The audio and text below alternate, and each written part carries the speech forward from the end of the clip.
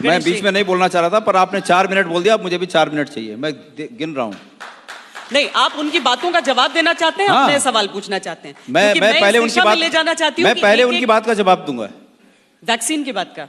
हाँ, उसका जवाब दूंगा। इस देश में अतीत में जितनी महामारियां फैली, कांग्रेस का शासन था, और आपके बाहों पे भी जो चवन्नी जैसा निशान होगा ना, वो कांग्रेस के शासन का निशान है।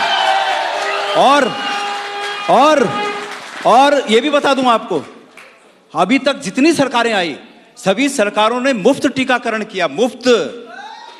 आप कोई नया काम नहीं कर रहे हैं। हाँ, ये जरूर है कि पहली बार हो रहा है कि अगर टीका भी लग रहा है तो उसमें प्रधानमंत्री जी की फोटो पहले दिख रही है कि भाई ये ही हैं, ये हैं करके आप बचे हो, ये नहीं रहेंगे तो ये जबरदस्ती किसी के मनस में बिठाया जा रहा है कि ये हैं करके ये टीका आया। और टीका कहां बना? कांग्रेस के द्वारा निर्मित प्रयोगशालाओं में टीका बना है। आप भूल जाइए, आपने 7 साल में अगर एक नई प्रयोगशाला बनाई हो, भारतीय जनता पार्टी की सरकारों ने इस देश में कोई नया काम, एम्स कांग्रेस की देन है, तमाम प्रयोगशालाएं कांग्रेस की देन है। मुझे खुशी है इस बात की, और कांग्रेस के शासन की देन है। लेकिन उससे बढ़कर यह बात है कि वो हिंदुस्तान की देन है, भारत की देन है। मुझे इस बात पर फक्र है। आप इसको किसी एक व्यक्ति का श्रेय मान रहे हैं कि उस व्यक्ति का श्रेय है।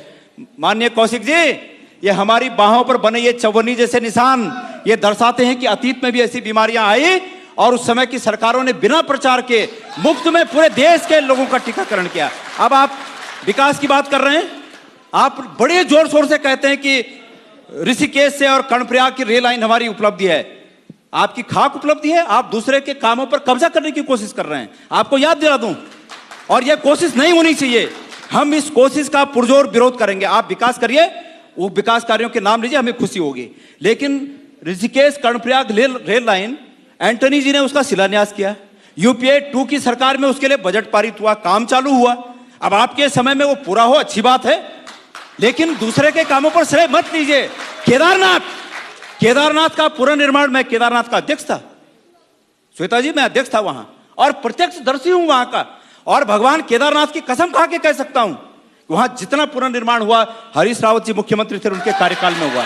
और आप लोगों ने पूरे देश को बताना चाहता हूं, मैं धन्यवाद देना चाहूंगा कि इस राष्ट्रीय चैनल ने मुझे यहां पर आने का मौका दिया। मैं आपके माध्यम से पूरे देश को बताना चाहूंगा, अगर उस केदारनाथ में कुछ बदलाव हुआ तो यह हुआ कि कांग्रेस के समय के पुनर्निर्माण के कार्यों पर जो शिलान्यास के पत्थर कांग्रेस के नेताओं के लगे थे, आपके नेताओं ने आकर उन पत्थरों को साइड करके अपना नाम लगा दिया। इसके अलावा कुछ नहीं किया आपने। तो यह विकास कार्य है, ये गहरी खाई है जिनको पाटना पड़ेगा। आपको इसके लिए जवाबदेह ठहराया जाएगा और इस